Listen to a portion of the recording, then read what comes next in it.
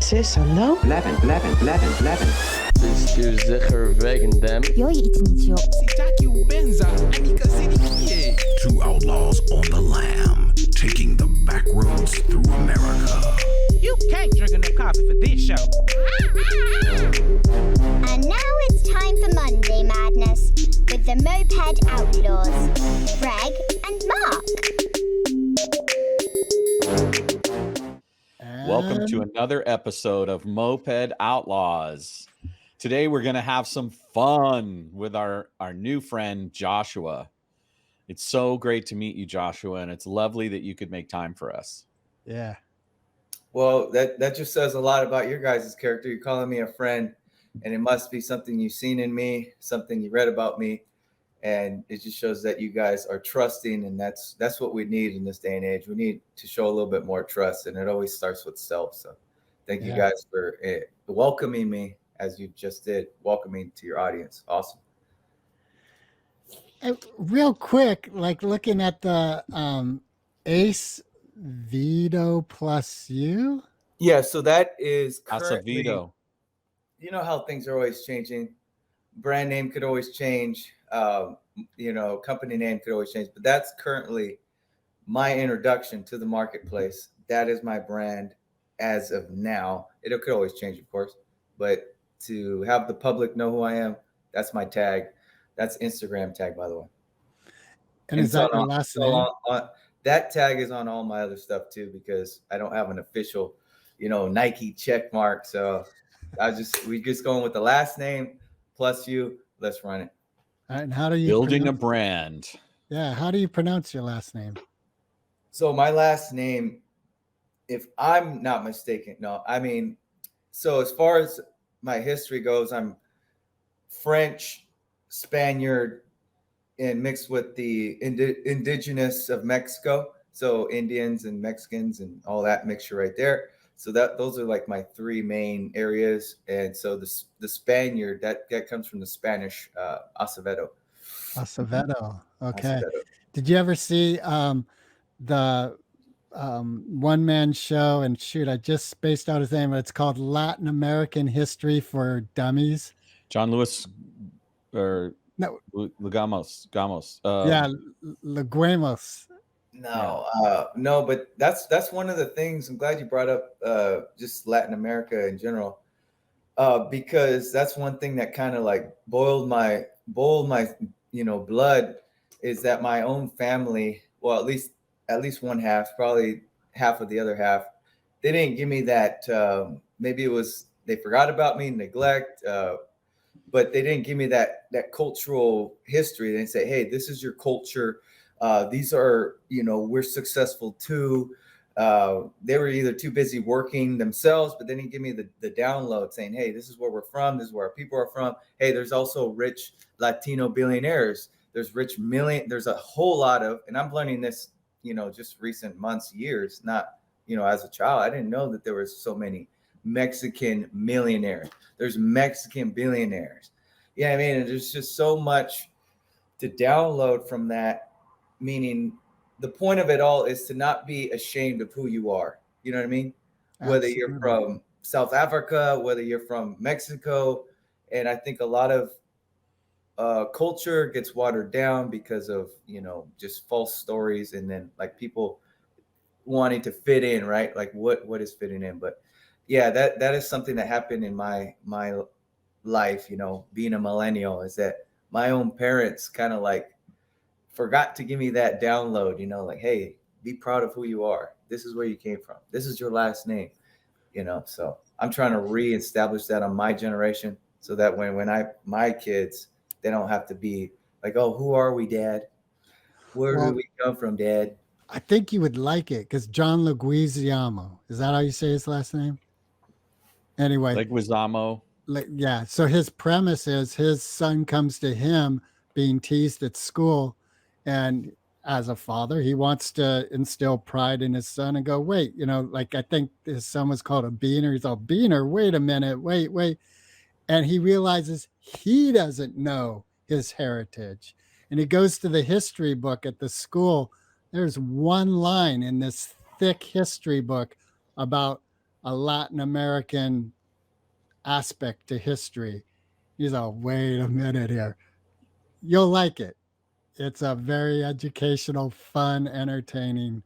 It's on Netflix if you guys have Netflix, and Yeah, if you send me that, definitely will I will. up, because I'm learning all kinds of stuff that either the way I'm learning things right now is usually like word of mouth. Like a friend says, "Hey, check this out." Like, "Oh, cool, download that." Um, there has been a time where I was doing research, like, okay, I want to know this, so I'm going to study, but right now information comes to me through word of mouth. And like, hey, for example, I don't know if you guys have been knowing that there's a lot of nefarious things that are happening underground, and a lot of people don't know about it. One, they're too busy in their own lives, but two, it doesn't get out there as much. Like the underground trade of like sex trafficking, right? Women, we're talking about kids, underage kids, they're being bought, sold, traded. US bound kids, also kids in Asia. So kids in Asia getting traded over here to the US and vice versa. And there's like a whole $1 billion industry that really hasn't been brought to light like it could have been. And there are some outlets that are bringing it up, but it's just like, wow. And I had a conversation with somebody the other day, and we went into depth about it because he knows so much about it because he's in that world. And I'm like, wow. He was describing things that, oh man, I would not want on my worst enemies, Yeah, there's a new film out called, I think it's called Freedom. Yeah. Which is about this. Mm-hmm. Yeah. Yeah. And it's crazy because Sounds of Freedom, it's called. Yeah. It's just that, and then people have the audacity to downplay it or try to water it down. Don't look at that, guys, and it's not as bad as you think. It's like, whoa, wait a minute. Now who has an agenda here? They're just trying to sound the alarm. Right. Well, part of like what you were saying earlier about heritage and having pride of your history and ancestry, and it's not talked about. Another very powerful energy in life that isn't talked about is sex and sexual energy. And I think that creates a lot of the dysfunction that we humans create in our lives. Absolutely. Yeah.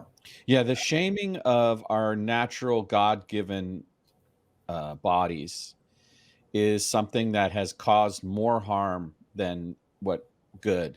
Like, it's important that we have self-control. It's important that men learn to be, into control of their impulses. But it's also important not to shame or restrict things, because when you compress them like that, often it causes things to break out. It causes like subconscious intellectual deficits to occur. And, God bless the church. They tried. They really did. They probably had their hearts in the right place, because, as we know, just from watching video game addiction, porn addiction, dopamine addiction is just running rampant in men. And this idea that we need help is real. But when you impose a bunch of crazy rules on people without actually giving them a sense of balance and a sense of things like that, then it can become very unhealthy, and the shadow aspect of things like that come out. And that's what we're seeing, I think, with sex trade and youth trade. It's just an evil aspect of humanity that remains in the shadows because people are ashamed to confront sexuality and those things. I see a word on your lips, Greg.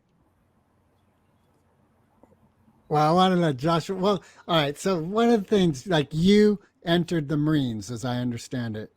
Correct? Yes. That was right out of high school? Yeah, I did that 18 years old. Did you want me to elaborate on that? The up to, or in there, or out, or what? Well, I'd love to hear the draw to that. And yeah, but I'd also, as we're talking about bodies and knowing oneself and bettering oneself, perhaps some lessons that you gained about your own self through the initiation of joining the Marines. Well, look at my age then and at my experience then, I knew absolutely zero. Okay, so if I were to compare myself to the wisdom of the ages, I'm like negative, man. I still don't know anything.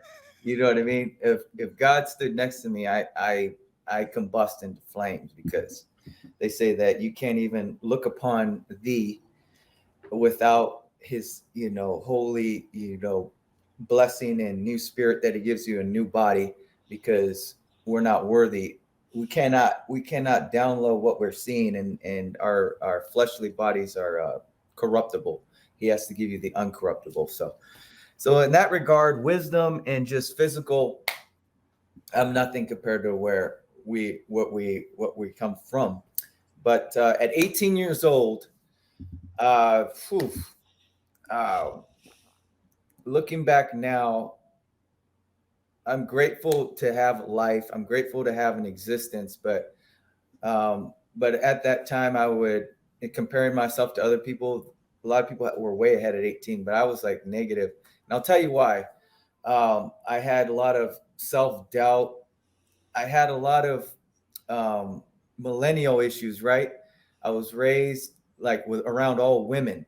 So that made me the most dangerous in society, because I had no leadership, right? No men in my life. And not just like men, they have to like pat, because you could have like a stepfather like I had, which was very cruel to me, and they didn't pass down like the rite of passage, like, hey, let me teach you how to change the oil out of car.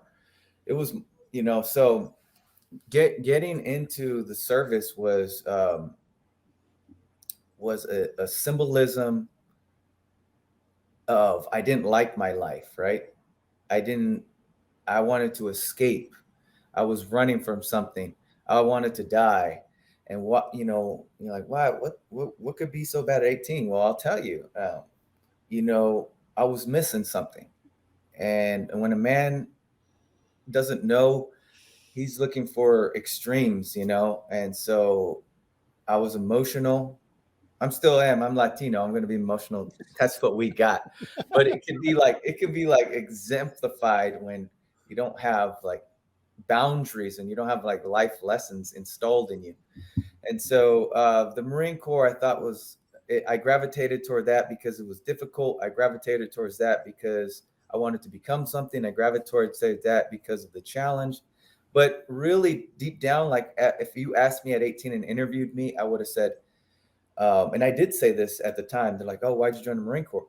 I said, "Hey, man, like we were in a big battalion meeting, and the colonel's going down the row asking Marines, young Marines, hey, why'd you join? Da da da." And I told the guy to my left and right, I said, "Hey, you know why I joined?" They're like, "No, why'd you join?" I said, "I just wanted to lose some weight, dog." They're like, "What?" because, and I was like, "That's the real answer. Everybody else is lying." Because you hear the answers, because everyone has to be loud and proud. Everyone can hear what you're saying when you're shaking the colonel's hand. They're like, "Oh, I joined the Marine Corps to serve my country and to die for my country and be in Afghanistan and kill the Afghanis. I want to kill Afghanistan." I was like, I didn't join because of that shit.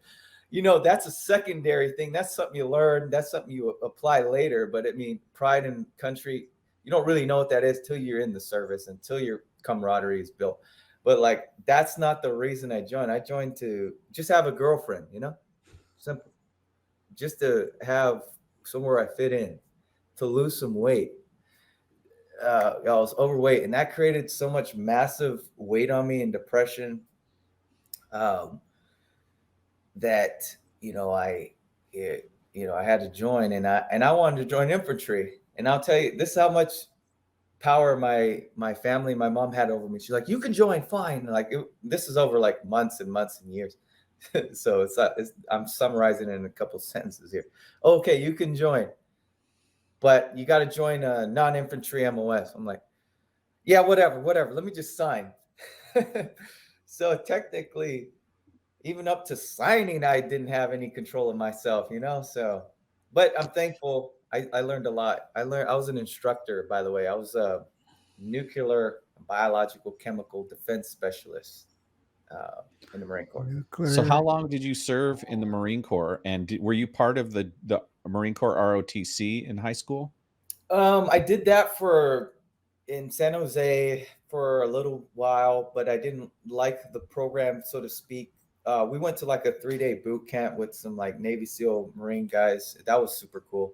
I did do a month or two in Harlingen, Texas, which was a Marine Military Academy. I did do some things up until joining the Marine Corps. So I didn't go in there like totally not knowing what the Marine Corps was, if that makes any sense. I kind of had a clue. So as far as why I didn't continue with the NJRTC is because each school has either Navy, Air Force, Marine Corps, Army, and the program that Silver Creek High School, San Jose, California had at the time, and they probably still do, is a Navy program. And I just had some kind of what do you call it? I had a Resistance to being in the Navy. I don't even know why, because I was trying to join the Marine Corps. I don't know. It's like, oh, they're weak, but it's all the same. So how long were you in the Marines? I was in for 4 years active duty. So there's several ways that you can do it. You could do inactive reserve. You could do active duty. But it's an 8-year contract. So I had 4 years inactive. And what kind of studying did you do to achieve instructor levels in nuclear biological defense? What kind of studying it? All kinds. We would train live Marines in after we were trained in it in gas chambers and like CS gas, so like riot control agent, the same stuff you would disperse crowds with. We would have classes on that. We'd have training on that.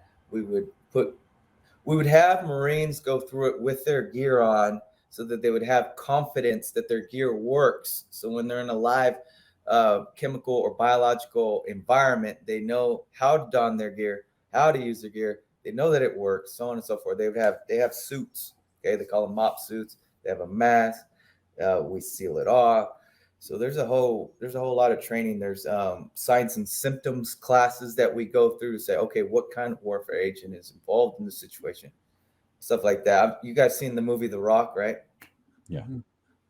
Long ass needle.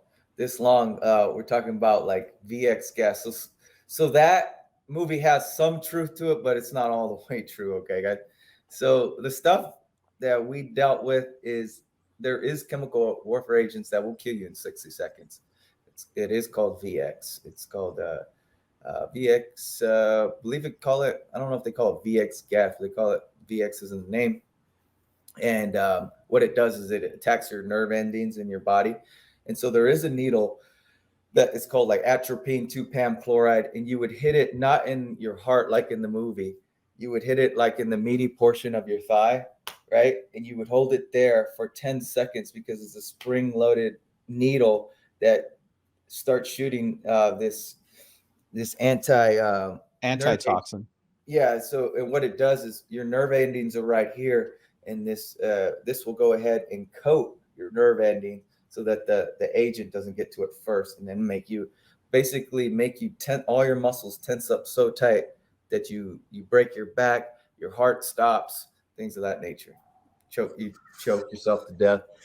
Damn. Like all your muscles will contract because that's the signal they're getting from the agent. And you just literally, they show videos of this happening to goats, pigs.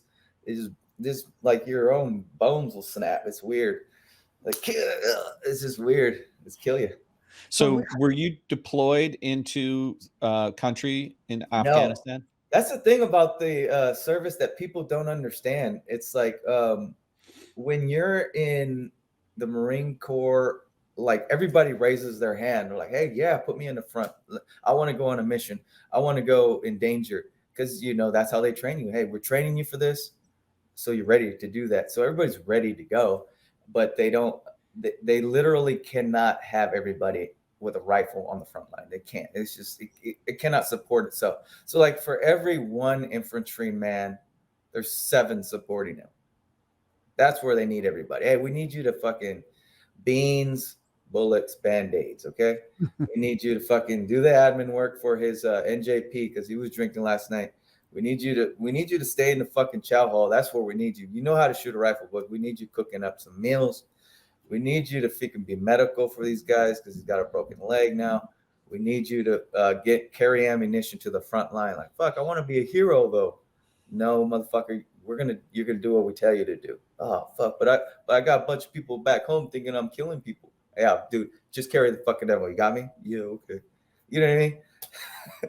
Yeah. Well, I'm glad you're out now, and I wanted to go back in, but I got a DUI. And that disqualified you from future service in the Marines. Yeah, at that time. Oh yeah. And then I mean, I probably could go back right now, but the door was closed so long. I think like the universe was saying, "Hello, we got something else." Yeah, you found another mission, right? You have another vision and mission that you're operating from. What is your mission right now? Well, I just want to say one last piece on that because I think it's a big piece that everyone could take away from. It's not me just speaking about my story. A lot of people have something in their life that they wanted so bad, or they think that's the direction they had to go. For me, it's the Marine Corps. But when you can realize, when you try for like 4 or 5 years, and then you're stubborn like me, you're like, no, it's on year 6, we're going to get it. We're going to get a reentry. It's good for people to show gratitude by going, you know what? Okay, I'm thankful that door is closed. It burns. Oh, because that's my identity. That's who I think I am. That's all I think I am. But you're more than that, So it's like, okay, I'm thankful that door closed, even though that's all I really ever wanted. But okay, now showing your gratefulness, showing your thankfulness is really just stepping back and go, all right, okay, what else are we gonna do? And that's what you're saying. The new mission in life, new orders. But oh shit, where are we at here? Oh, I can hear you. You're doing great. The screen went black, sorry. No, So I had to make sure you guys are still alive. Okay, so yeah, that is, I think, happens to a lot of people, and they're just like lost, or they were lost like me, like, oh no, bro.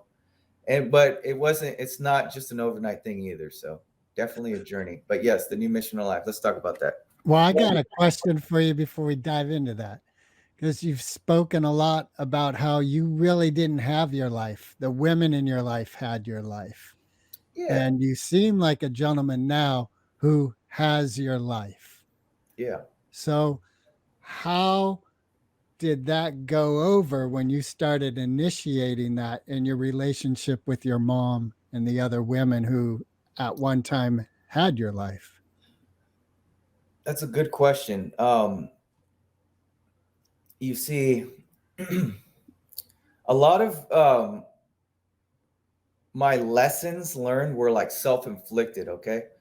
So for instance, one of my mentors is Wes Watson. I'm sure you've heard of him. Yeah, he's a gentleman that did 10 years incarcerated, but he used that whole time in and he made something out of it. He didn't just let the time do him. He was like mentally thinking during that time. He's like, how can I be the best version of me? In his words, he's like, I'm going to be the best at this. I'm going to be the best gangster. I'm going to be the best inmate. I'm going to be the best individual for himself, So he gave himself love during that time. So what I'm trying to say is I didn't do 10 years in prison, but I did 10 years of self-inflicted prison. So a mental prison. Okay. And if I would have known I was in my own prison in my own way, and I had the keys the whole time, I could have, I'm doing well now, but I could have shortened that time. I didn't have to do 10 years. I could have done maybe 3, figured out the life lessons out of it, and still started to really propel. So don't worry, this is all tying back to your question. I promise you. I like to take the bus route sometimes. All right. Yeah, no, that's beautiful. Keep going. So that for me was like, I was punishing myself because I was in so much anger. I didn't have, for example, the last relationship I had was like 7 years ago. And that ties into like, did I deserve a relationship? And And I don't necessarily think I did. And so that makes sense now, me looking back at the last 7 years. But if I would have done the work, if I would have forgave all the people that I believe could have done better for me, I became the source of what I was seeking. And that's so I was hurt because my father wasn't around, right? The abandonment issues. These are all tied to what you're talking about, the women in my life, So a man in my life showing me leadership, showing me he loved me is what I needed most completely. And so that would have counterbalanced whether women or not, or it would have gave me character to act appropriately, to be who I'm supposed to be myself, to have permission to be myself around women, men, doesn't matter. And that is what a lot of my generation is missing, because they grew up single family parent household, or they have everything there. They have the mother, the father, the cousins, the uncles, but they're just bad examples. They're bad leaders. They're teaching them wrong lessons. Okay, they have the uncle that's drinking. Well, that's not a good example to teach young Timmy. He's growing up thinking, okay, drinking's good, drinking's acceptable. No one else in the family is telling him no. So he keeps drinking, and that's what he sees. You know what I'm saying? So I guess I'll give one sentence just directly to how my relationship with women has changed or altered. I think specifically like your mother and the Okay. initial. So I think the biggest thing I could say about my relationship with my mother is that she was my age when she was like 5-10 years younger than me when she had me. She was doing the best that she could. And so when you're really aligned and really grown up and really start thinking better, which I got this from mentors that really elevated my thinking quickly, because I was like 16 for so many years, you know what I'm saying? 16 for 16 years. So now they got me to my proper level of thinking. So they go, hey, have you ever considered forgiving your mother because she was I'm like, oh shit, you could do that? Yeah. Like, oh fuck. So this is me speaking to everybody, to the whole world. Forgive your mom or dad or both for whatever they did to you. They did the best they could at that time for what they knew and what they had. See, my mom and dad were using me and my sister as pawns because they were in a love triangle, and they were not thinking about the future of their kids. They're like, oh, well, I'm going to take him and you're not going to be able to see him because I'm punishing you. But he was already a grown adult. He's not getting punished. I was.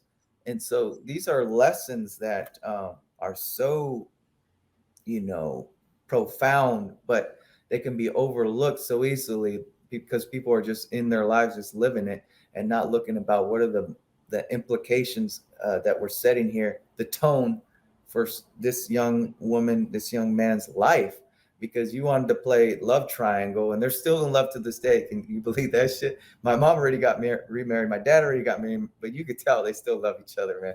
It's weird. It's crazy. It's crazy. But how is your relationship with your mother today? it's good. And it's good because it came from me. I forgive her. I release that anger. I, let the grudges go. I wanted to find peace in self, so now I have peace in her. I don't hold anything to her in terms of bad weight or anything like that. So. And did she acknowledge the change Absolutely. she sees She's in like, her son? yeah, and absolutely. And the only thing I would say that sucks is that she didn't help me get here. I had to get here by myself. That is the only thing. Like, she had all the years of my life to help me be better or to get to the result. I had to find that by God. I had to find it by a mentor. I had to find it outside of my core family. You know what I'm saying? And so people that are just seeking for their answers inside their core family, they may not find what they're looking for. They might have to go on that hero's journey. Oh, okay, join the Marine Corps. Okay, go to school outside of your state. Okay, go on a mission with your church. Go on those philanthropists, when they go global and they start, donating food and helping the Red Cross, all that stuff. They may need to go years and see how other people live, different cultures, customs, and courtesies. And that may be the answer. That itself is not the answer, but in those years, they find, different routes to get to the answer that they're looking for. Beautiful. Yeah. So I could go, but I want this to be a conversation too. I want you guys to punch. Yeah, well, you're our guest. We know about each other. Okay, yeah. So yeah, I mean, here, let me get some.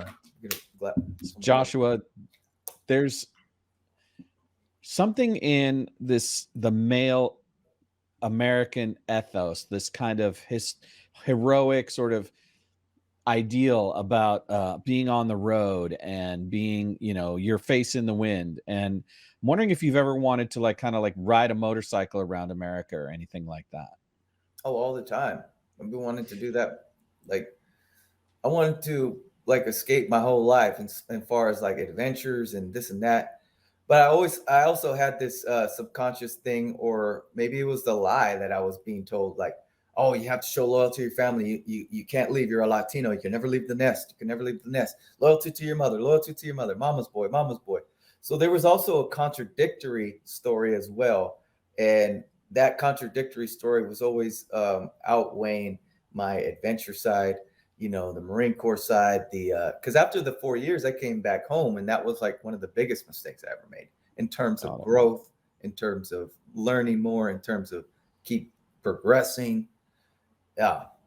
And what ways are you living the adventure now? It doesn't have to be riding a motorcycle around the country, but in what ways are you actively engaging that adventurous spirit now in your life? I'm actively engaging because I'm writing an untold story. An untold story because my success is not guaranteed. My entrepreneurship is not guaranteed. Starting from scratch. And so the future is untold. I'm doing what I want to do that benefited me the most, then package that up and give that to other people.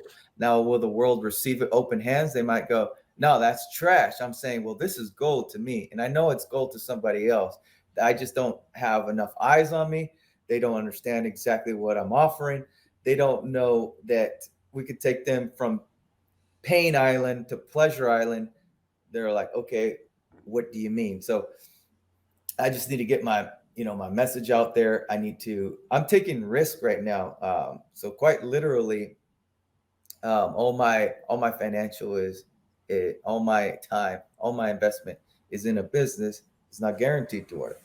So it's on a path that few take because it is very risky. And so, yeah, that is a way I'm living that. So say a little bit about what that business is and how people who want to engage with it might engage with it. Cool, man. So everybody comes with a past, everyone comes with something core in them that's holding them back, from their life. And that's what makes me a little bit different than, hey, we're just going to start training and get you to lose some weight. So what my program offers is coaching one-on-one. Yes, my coaching involves fitness and nutrition, but those are more we're going to do that with every client. What's different from each client is their story with me and how I can connect the dots between the pain that they're going through, the conversations that they need healing from, into putting that into that discipline, the new level of thinking, different habits, connecting these boring habits to success, getting them out of the rut, having them find their faith, having them find their purpose. So when you connect, eating and nutrition and working out to, it's going to make my family better. When we have these conversations, how that works, of course, that would be a whole hour right there. You're like, oh yeah, let's just do that automatically. I want my family to be better. Oh yes, I want to be successful. I want to stop thinking about the pain in my past. You know what I'm saying? So let's talk about that real quick. A therapist versus a coach or a mentor. So I like the idea of having a therapist, having a psychologist, but I do not believe that should be your only source of help and development. And here's why. You have my brothers and sisters in psychology, and they're in therapy, but what is their business model? They need you to keep coming back. They need you to have 2-3 years. Hey, we've been doing this monthly, weekly. They want to analyze your past and talk about those things that you don't want to talk about. They want you to live there, though. It's like, we don't want to live in that. Let's just say something that's hard. Some people were molested as children. We don't want to keep reliving that. It's like, how do we understand that was the pain, and how do we heal that, and how do we get past that? Okay, we get past that by, okay, yeah, that happened. Great. I mean, not great, excuse me. That happened. Yes. We accept it. Yes. But now let's use all that pain as strength. Let's use that pain, tell a story. Let's use all that pain and share that with somebody, help somebody else that's going through that, rather than just living in it in yourself and being selfish and you're just dying inside all the time. Share that story. Be that help to someone else that needs it. Get in physical shape so you can have confidence and love yourself. So it's like, you want to keep eating cookies because of the pain in the past. No, let's show self-love by investing in yourself, so that you're showing by physical habits you love yourself, and let's start healing. And so a mentor and coach, we have conversations on, hey, this is what worked for me. This is what's going to work for you. Let's get you all the information you need to know. Let's get it like that. Or let's get you, for example, my mentor helped me elevate my thinking years, but just spending a year or two with him, so 10 years of like all the lessons that I should have learned, he helped me get it in a year or two. And that is the difference. Like, hey, he's like, by the end of this, I want you to be on your own. I want you to fly out the nest and be your own. I don't want you to be dependent on me. I want you to go on your own. And so that's the difference. They can seek and get benefits from that. But once they've done that for a while, then they need to transition to someone that can coach them where they want to be, someone that can mentor them where they need to heal, and so on and so forth. They need the whole line, not just one.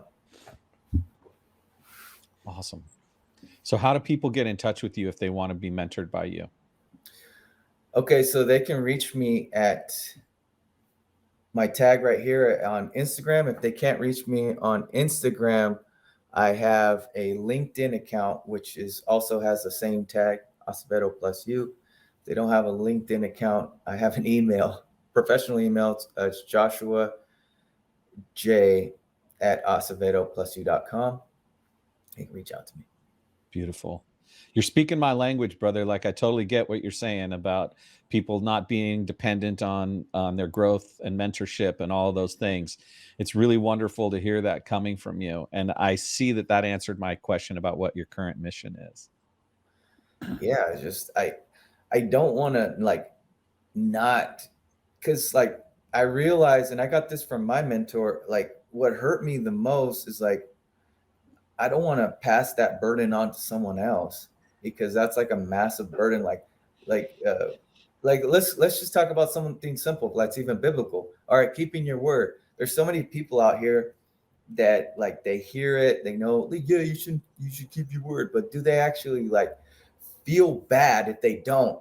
And I feel bad because so many times in my life I was actually waiting on someone to be there and they weren't there. And this is not just keep my mail for me, I'm gonna come pick it up in 30 minutes. No, this is hey, let's do a collab. And I really look up to this person, and they're like, yeah. They talk a big game, and they're getting pretty big. And then it's July 1st. They said, hey, July 1st, we're gonna link up. I'm like, okay, cool. He respects me. He says he's got time for me. He's gonna be there. And he's like, hey, we gotta roll it over. Okay. Hey, we gotta roll. Hey, I have another meeting set up. It's like, dude, but he tells me that 2 days later, it's like, dude, I was waiting for you. I booked out my time. So what's my time worth? My time ain't worth shit. You know, I was like, dude. Oh my Yeah, God. being a man of your word is like day one for sure. Yeah. You know, but Absolutely. that means the most to like kids, okay? Like if you're an idol in their eyes and you say, hey, we're gonna go get ice, and this is really simple, guys. Those that are listening, I know you guys get it, but the audience, hey, those that are listening, you got young nieces and nephews, and you got kids. Kids hold on to this like gold. If you say they remember, if you say, hey, on Friday we're gonna go to the ice cream truck, and you're their uncle, and then they're waiting all freaking week because that's the biggest thing in their life at that time. And so many times my uncle let me down, and I it's not that I just want to pass that on, that it hurt me then. I'm over it now, but I didn't realize that it hurt me that bad until, you know, you have things to compare it to. But yeah, that when we were waiting for our ice cream on Friday, hey, uncle, nah, wait. Like, oh, Well, here, you know what I think you both are kind of bringing up too, with accountability, with our agreements with anyone, children, adults. I Ourselves. think ourselves, um, acknowledging that the agreement is broken heals. You know, like if I say to my kid, yeah, I did say that and I apologize. It may even just be an outright my mistake. That was not okay. I did that and I'm sorry. yeah. And then part of our energy is we don't want that to be the norm of how we are. That's why I make it a conscious effort, and it's hard because we live in a fast-paced society. Always questions coming up. Hey, can you be here? Can you be here? And that's what makes it. You got to actively think. You can't just throw out, yeah, I'll be here. Yeah, I'll be there. Yeah, you got to think about, whoa, what am I committing to? You know, Yeah. for two reasons. One, you don't want to be in that situation where you have to apologize. But two, there's a good lesson in this also, and it is whatever you say yes to, say no to something else, right? Yeah. So if you're booking yourself all up, it's like, is this really what you want to book up? You know? You know, that's super interesting because just last night I was talking with my eldest daughter about meaningful life and why do we want to be alive. And one of the things she said is a meaningful life is feeling comfortable saying no. Yes, that's one of the hardest lessons, and they should teach this in class. They should teach this all 4 years of high school. The hardest but they should put it in context, not just you got to know how to say no, and then no, dude, because probably half the time the instructors teaching it don't even know what the hell they're talking about. You have to have someone that's actually applying it to their life and knows what it means. So saying no is right in line to being who you really are, your true intentions, your true feelings. Because if you can't say no, that means you're trying to fit in. If you can't say no, you're afraid of someone else thinks of you. If you can't say no, you don't have any boundaries. If you can't say no, I gotta say it so people can really feel it. You're weak. Yeah. I'm not weak. Well, you might be strong in a bunch of other areas, but in that area, you weak, man. You can't say no. You can't say no to a woman. Ooh, that one's gonna hit some guys out there. So I could say no. Well, shit. I was lifting some heavy iron and doing burpees and this and that. I felt like the man. Like if any man comes up to him, I'm gonna whoop his ass. But there's always that one girl that walks by and it's just like, oh, she just stabbed a heart in she stabbed a knife in my heart and she doesn't even know it. She just broke me down. And I did 1,000 burpees. It's like she cut through me like kryptonite. Yeah. I'm like, damn, is there really such a thing as kryptonite? I'm like, this must be it. Because it's like no matter how big my muscles are, that energy or that spirit or that woman could just slice right through it. Well, That's why character is so important. You know, the other thing that comes to mind with this saying no is part of the mastery is receiving no and not getting all bent out of shape. that's another lesson. Well, it seems to go hand in hand. Like the more I'm able to receive a no, the easier it is for me to peacefully just say no. Okay. Yeah, for me, that's like I would break that down into 2 whole lesson plans, Ah, because I feel like that one's very powerful also, because yes, absolutely. just like I mentioned a minute ago, like people want to just whiz by all this. Oh, and also receiving. It's like no, whoa, we got something heavy here. You know, it's like let's talk about it. What do you Yeah. mean? Yeah. So yes, receiving no. People do not like. People associate that with their feelings, like oh, they feel bad because they were trying to do sales calls and someone said no. It's like no, they're attaching it to their identity, they're attaching it to their Right. ego, and they're attaching it to, you know, their Their value. ability, or what'd you say? Their value. Yeah, and so it's like no, don't do that. They're rejecting the offer. Maybe you just need to That's present it. the offer better. Oh, I can do that. Yes, present the offer better. You did okay. Let's say you're perfect. You're the perfect you could be, and you presented the perfect offer. They still said no. Well, then they're just dumb, or they don't want the offer. Let them go. You can't make them buy. Let them Right. go. And kind of looking at your own life, you know, like if the mentor you were talking about had come to you when you were 18, just as you were talking earlier in a Yeah. biblical sense, like Yeah. you may not have been able to hear that No, individual. that's another good point. You're hitting really good points. I would not able to hear the message unless I got thrown around a bit. Now, you know, and yeah, I would not be able to. People can only hear the message when they're ready for it. People can only be. Right.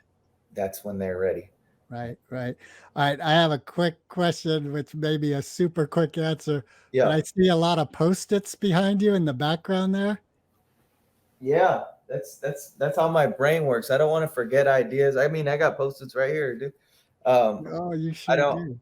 I mean, sometimes I don't have like the proper notebook, so I should probably have proper notebooks like a normal person. But then, I mean, then I'm not normal, right?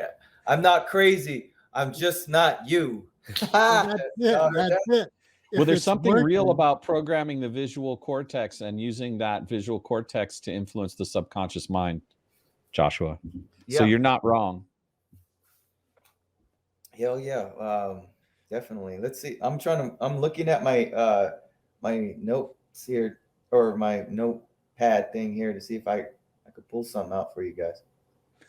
well, while Let's you're each doing share that, one. I saw on your social media a young child you were with. Is that a niece? Yeah, that's my niece. So Okay. I'm glad you guys seen that. That's my niece.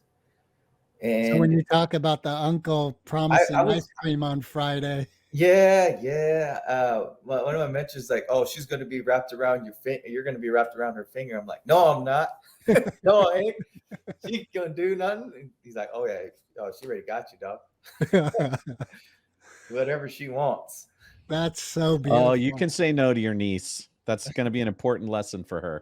Yeah, of Wow. course. But we're being. Yeah, but no one wants to. You look in those bright, innocent eyes, and you're just like, the world is a beautiful place. I want to be the living embodiment of that for you. Yes. Well, I think part of being close to a child as a parent or an uncle, a family member, is being the one who says yes predominantly in their life. Because life's going to have plenty of no's. We don't need to hunt those down. So finding the positivity and the yeses in one's life, that's the good medicine. Absolutely. Yeah, it's yeah, you're right. It's financial usually holds people back. You know, fear holds people back. Financials, just non-belief, right? Yeah. Yep. I'm wondering, because you spoke about the tools that you have to help people as a mentor Yeah, that you've learned. And part Yeah. of what you shared is that when you came back home from the Marines, you Yeah. went into a deep, dark, emotional, mental state. hell yeah, oh yeah, definitely. And you, in this conversation we're having, you said coming back home was a mistake. Oh After yeah, the in terms of, yeah, go ahead, finish out your question. Well, so I'm wondering, was that part of finding yourself in that hopeless place in your life, was being back home and kind of back into this Yeah, groove that was why you joined the Marines in the first place? yeah.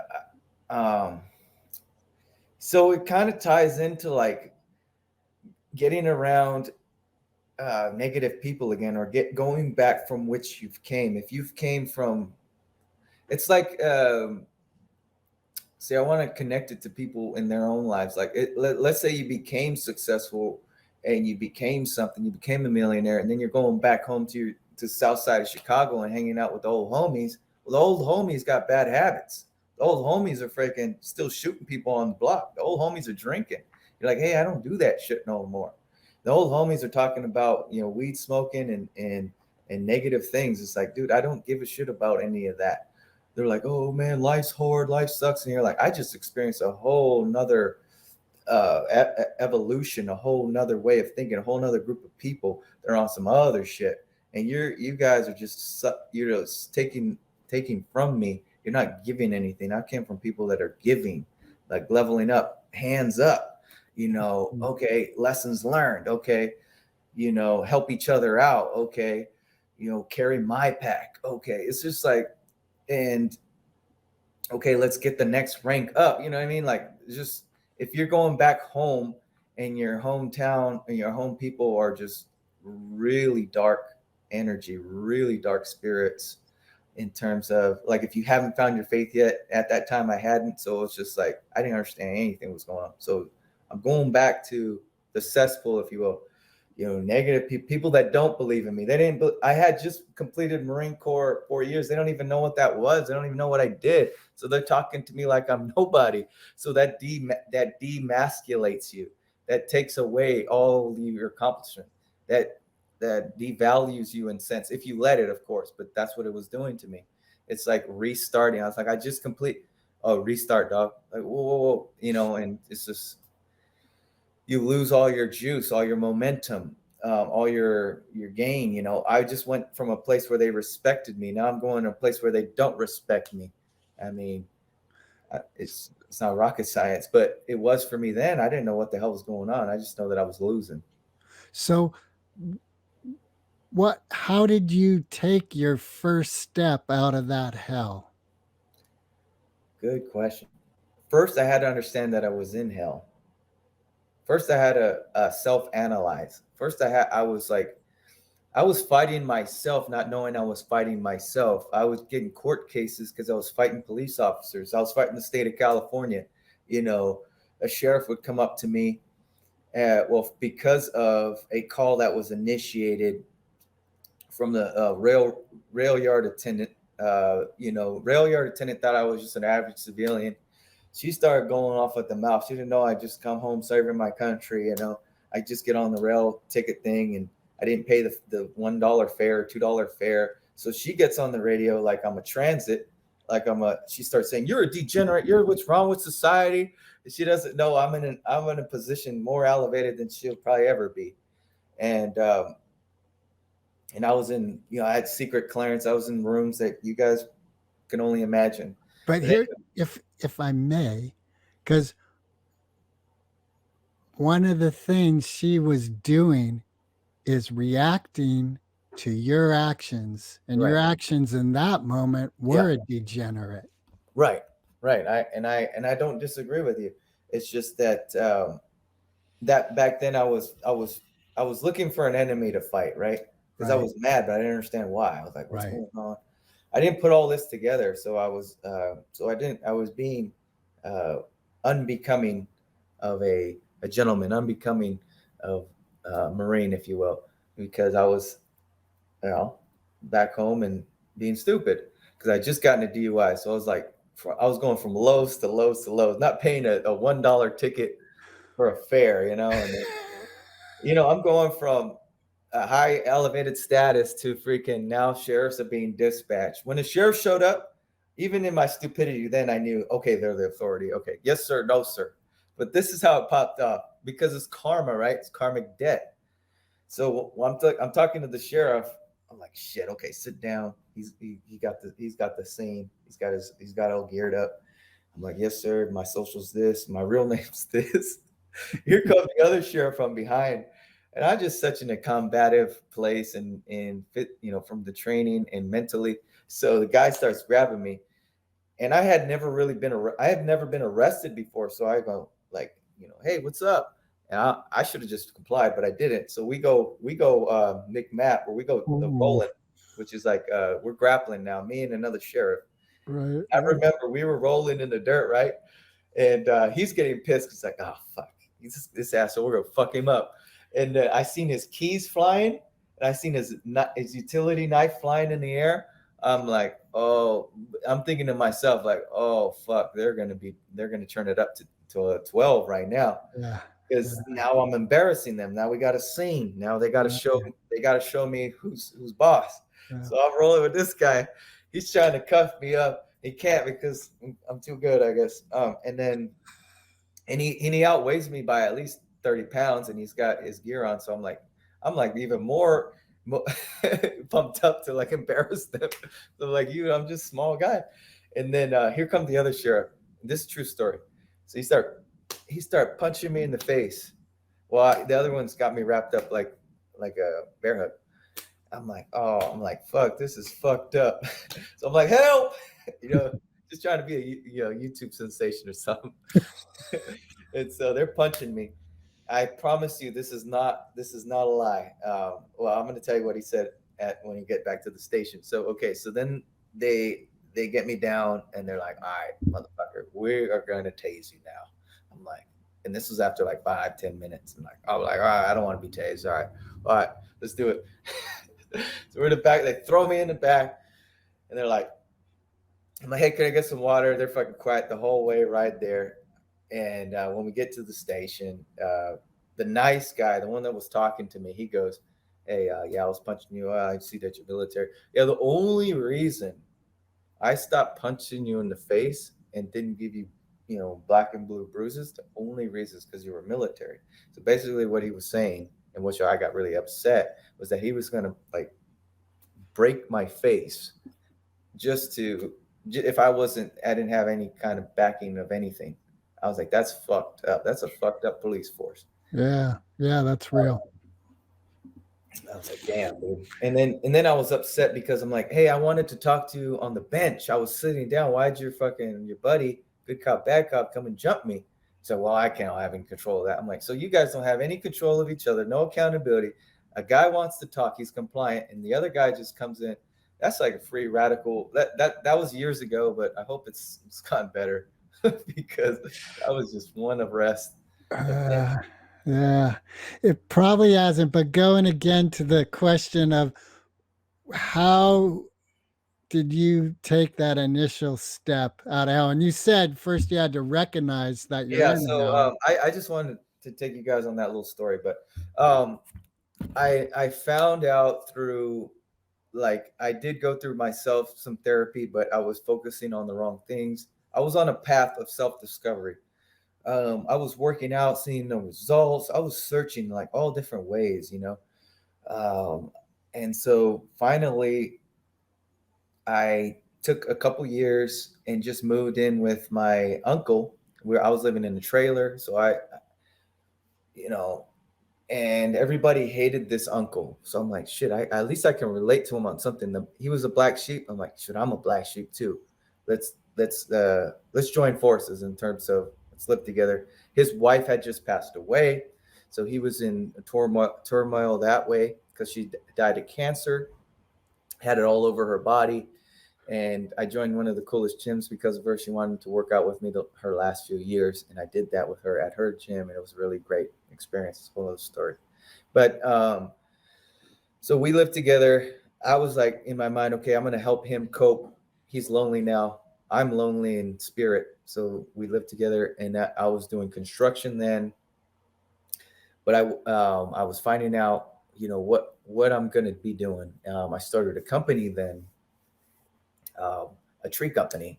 We were okay. We had an okay start, But when I started my tree company, that's when I met my first mentor, and that's when he helped me self-analyze myself and realize, who I am, what lessons I should already know, how to become a man, what is a man. He taught me about responsibility. He taught me about, hey, grow up. I've heard these terms before, but he brought meaning to them. Hey, it's time to grow up. I'm like, oh, he made it make sense for me. And making make sense is what I said earlier, is that I was such in a young mindset because nobody ever sat me down as a young man or as a man and said, hey, this is what has worked for me. This will work for you. This is some of the 1, 2, 3s you should have gotten in life, but you didn't. Okay, cool. Hey, yeah, you grew up with all women. Well, let me tell you what you should have learned with growing up with some men in your life. Oh, okay. It's like, okay. So this is what a man's supposed to do. A man is supposed to provide. A man is supposed to be a leader. A man is supposed to take care of his people. A man is supposed to endure more than, let's say, a woman's career or path. Both are very important, but we have different rules. Yeah, that's cool. There's a lot of young men in this country who face those challenges. So it's really important, Joshua, that you're doing this work, because this is the path to healing for our culture and for our world. And it's really, really great to hear your story. I can viscerally feel the vibrance of your positivity, and your heart just feels huge and full of wonder for life. And, there's a really important question that we have to ask you. Go ahead, fire off. Foo Fighters or Eminem? Oh man, why can't we have them both? That's an answer. Why can't we have both winning? Like, why can't we have the life that we want? Pick a life, pick a career path, pick something that you do and call it a life, So like this coaching, like, why can't life be about giving people, wisdom, giving people lessons learned? Why can't that be a career field? You know what I mean? And that's what I'm kind of doing now. This is what you guys are doing, so to speak. You guys are sharing wisdom with the world through these channels. And that's what days of old used to do. Tribesmen, leaders, they used to get together. Okay, all right, this is wisdom. This is what we all should know. This is what should heal the group. This is the medicine from the forest. These are wins, rather than all this sensory world that we live in, and propaganda and social media world, where it's kind of like it's taking us in vaporous directions where they haven't hold any weight, hold any value. How about what you guys are doing is holding real weight? This is, what we would call flow state. This would be called this is the inner peace that everyone's seeking, like sitting down with other humans, talking about real things, not the sports game, not the, for those that are sports fans out here, okay, that's fine. If you really want that, you're going to find out that that's not priority in life. Priority in life is making sure you're all set. If you want to talk about that, go ahead. But this, I believe, is more essential than knowing, how many touchdowns Colin Kaepernick has thrown in his career. If you got that to a T, then you can learn some top tier stuff and keep that in your pocket too. Throw your own touchdowns. There you go. I like that. Make up your own game. Yeah, there you go. I like that too.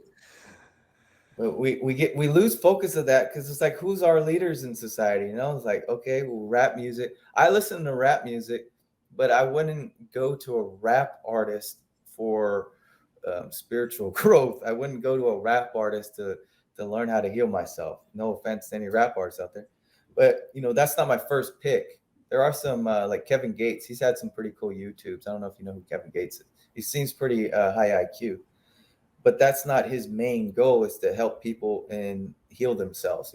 He's just spitting wisdom from time to time on YouTube, and they clip it up.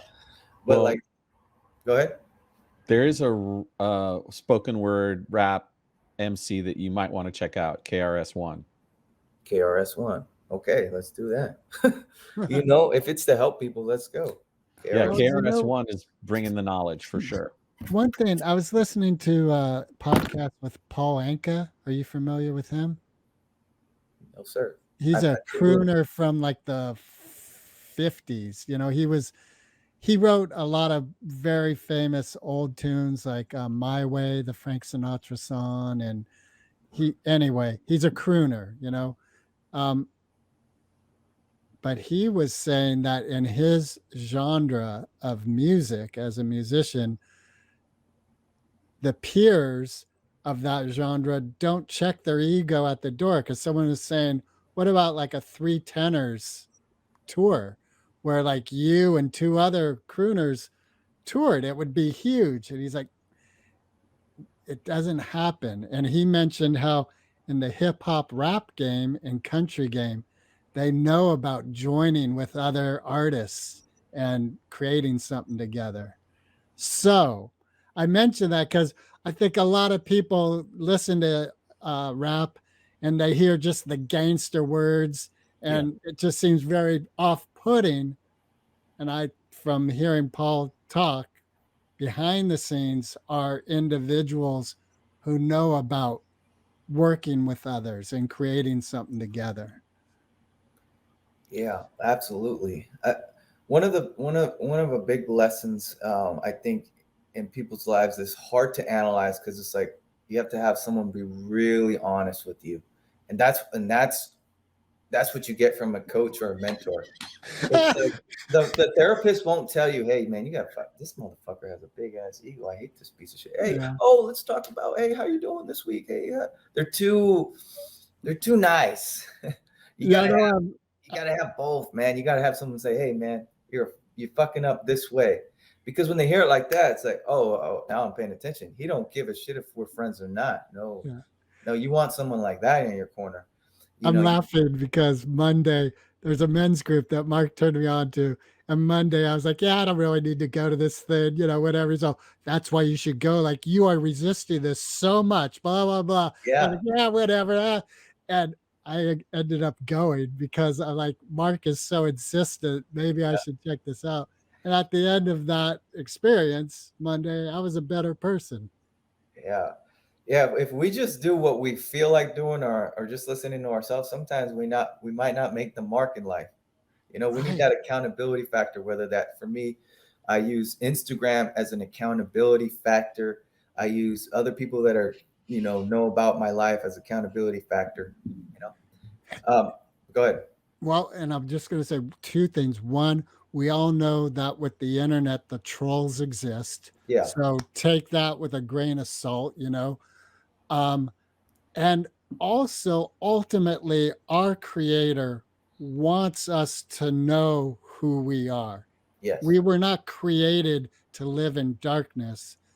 And it's our blindness is why we can't stand with God, because it's too bright, So having someone like you, having Mark in my life, having people like you're saying who could say, hey, here's your blind spot.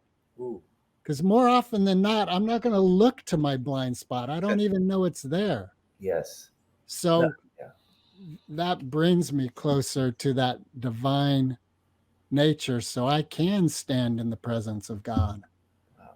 No, that was very powerful. And I know it's powerful because I've experienced what you're saying. So those that are listening that don't know what you've just brought to their attention, that holds a lot of weight. And the only way you get there is through, unfortunately, what you just said cannot just be transferred through a podcast. They have to experience that for themselves, that whole, negotiating with themselves in the morning, holding their word to themselves. Getting on a program where they're giving up what used to be their habits and now trading it in for some better ones, like, calorie restriction. I have to wake up at 6 when I normally wake up at 7. But why? Oh, well, it's showing gratitude. Oh, really? Oh, but why? It shows discipline. Oh, really? Oh, but why? It shows that I'm in control of me. Oh, okay. And it shows a bunch of other things that, you know what I mean? It's like, rather than it's just not just a wake up time. It's something to be proud of.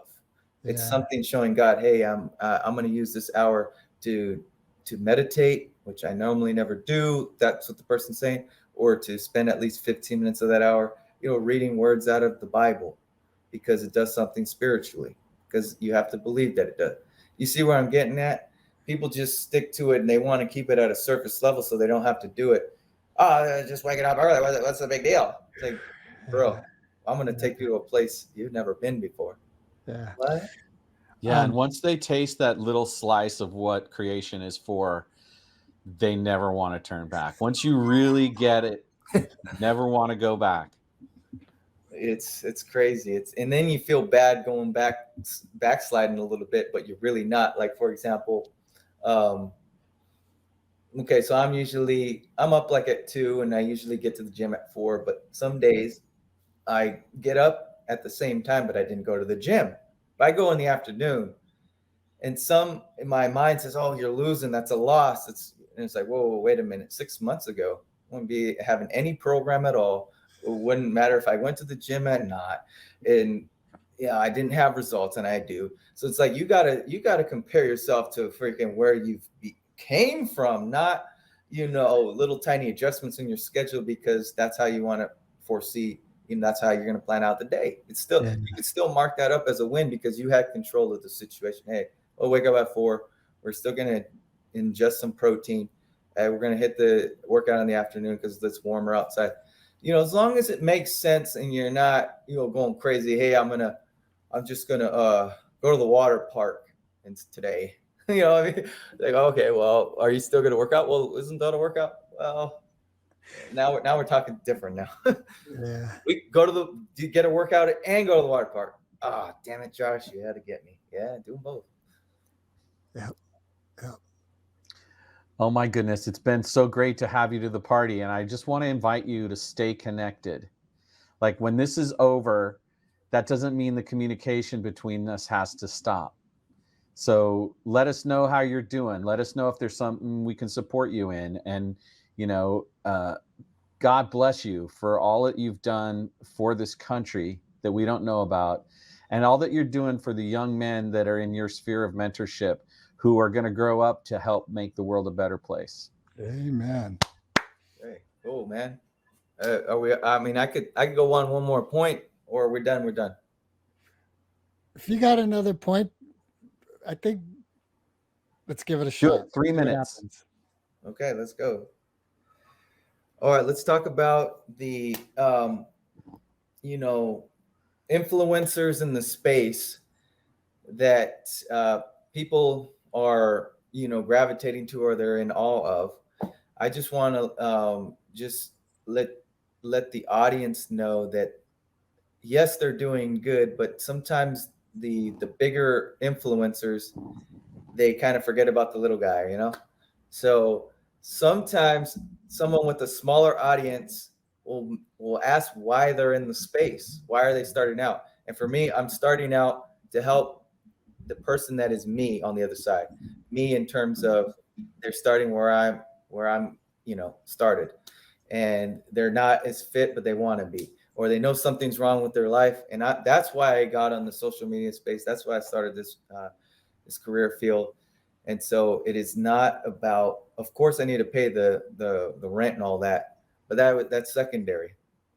So I just want to, don't always go for the guys that are so big, or they have massive egos and they don't care about you, or they forgot what it's like to be the little guy. Sometimes you need to get down to someone that's down to earth. And so I encourage them to check me out. Recording stopped.